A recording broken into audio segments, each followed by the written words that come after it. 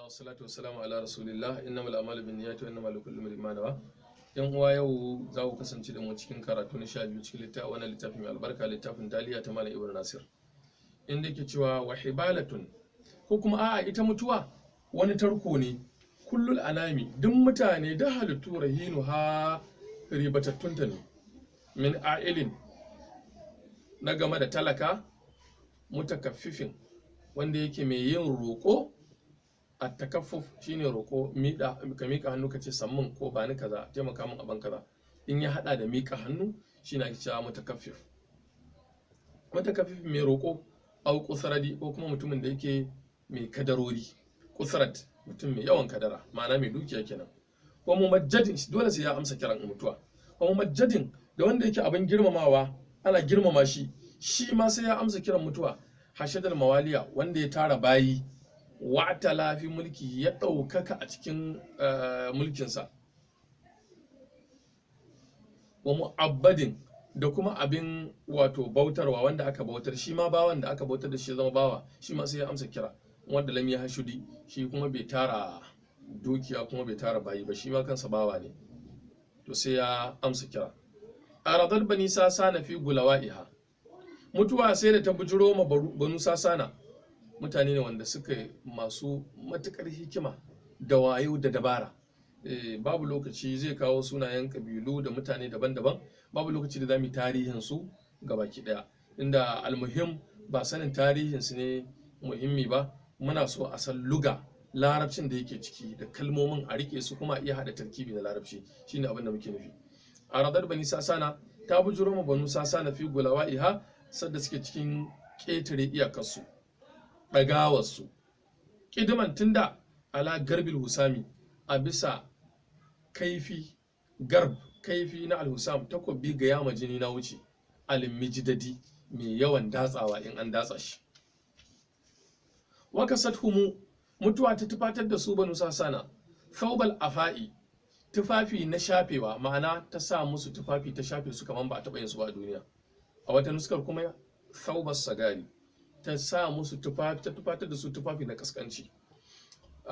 Tilkal hada'iqa, wagadar tilkal hada'iqa, ta bar waɗancan lambuna, kal barahi, yadda ka san albarah, guri wanda yake fako, almusladi, kuma wanda yake mai tauri mai santsi, babu wani kura ma a tattare da shi.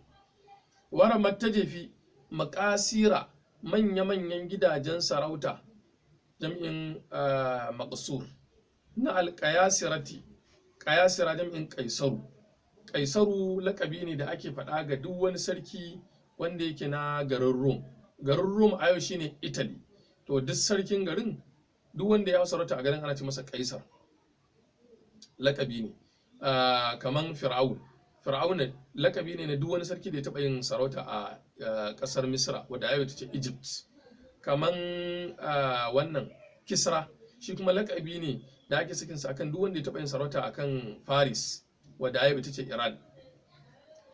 To ta jefi gidajen sarautar Ƙayasira, sarakunan Italy, al'ula azumu, waɗanda suka girmama, ta jefe su ne bisa hamin da wata kibiya, wadda wannan kibiya take musradi ko musridi. Musradi a bazzartawa, musridi wadda take mai zartar da kanta, mai zartuwa.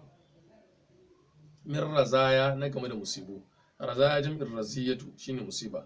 Wana hat, sai kuma ta tafi ta nufa ila darul azimi, zuwa ga darul azim, sarki ne, wani shahararren sarki ne, shi ma babu bukatar mai tarihinsa. Ta tafi gidansa, ta nufar da lihazaha, kallanta zuwa ga gidansa.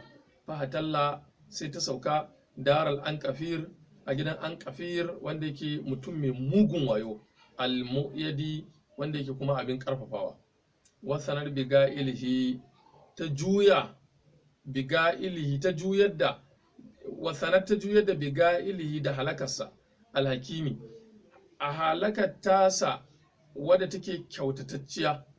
Falam yazud anhu rada ma sanahu min asjadi, ma sanahu, abin da ya wato suturce shi, min asjadi, na game da zinare. Falam yazud anhu rada, bai kore halaka ga biransa ba, zinare da yake lullube a gidansa bai hana shi halaka ba. Wasafat sai ta yi shiƙa alal aqyali akan sarakuna jami'in ƙailu, ta yi wato riga ta huja guguwoyi na riyahi ha iskokinta, huju jami'in hauja'u ne shine guguwa. Wazawat kuma sannan ta nannaɗe mada zango na Abdul Madani, na wani sarki ne shi ma Abdul Madani al-Aqmadi, wanda yake mai kaurin wuya gami da tsawon wuya. Wanazat sai ta kai bara ala saba'in akan garin Saba'u, shi ma garin Saba'u zamu ji Allah haƙƙisanta mana shi ya alƙur'ani ko waji'tuka min saba'in bi naba'in yakin. can inda ma Allah yake cewa fa'aradu fa arsalna alayhim sayl arim wa badalnahum bi jannatin dawati kullin khamdin wa athlin wa shay'in min sidrin qalil zuwa karshe. Allah subhanahu wa ta'ala ya yi magana ne akan garin Saba'u. Wa adin sannan kuma ta kai bara kan adawa nazwatan matkab bara, fagadau sai suka shinjijjifu a hadith samiri, suna wato sun zamo a hadith labarai na as-samir, shine cewa Allah ya tafi da Allahumma a haditha, maka sanya suka zama labari ne na as-samir, wato abokin hira ta dare, as-suhadi wanda yake masu marasa yin bacci, wanda daga suhad shine rashin bacci da daddare.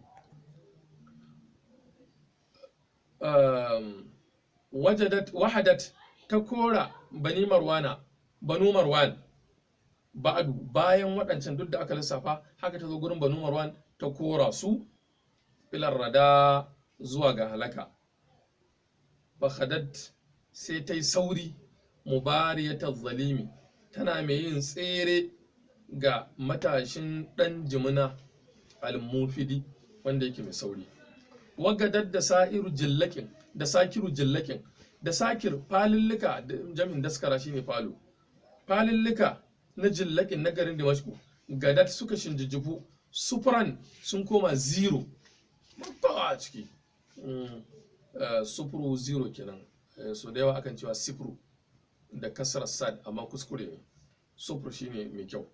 Ka allam tugusha kaddu, kai ka ce garin Dimashku ba a taɓa lullube ta ba da ɗai bi huffadin da hadimai jami'in hafidu, au fadi ko kuma ba a taɓa lullube ta da masu ayari ba, wafidu wato jami'in na wafadu jami'in wafidu ne ko wafidu. Wahasat kuma ta jefi banil abbas ta jefe su da tsakuwan mutuwa, amlakal wara waɗanda suke sarakuna ne na halittu su banil abbas, bijimari ha da tsakon kwaninta ta jefe su. Fagadau suka shinjijjifu hasidal obrudi, suna masu girbabbun kirkiri. Falakad sakarfi dahri kullum mumallakin, hakika mutuwa sai da ta shayar da kullum mumallakin, duk wani wanda aka baiwa mulki sai da ta shayar da shi shari'an guna.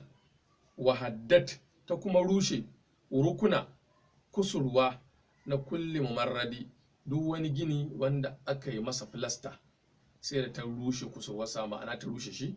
Da haka za mu tsaya nan ƙarshen wannan karatu na 12, sai a biyo mu zuwa karatu na 13 insha Allah tabaraka wa ta'ala. Wassalamu alaikum wa rahmatullahi ta'ala.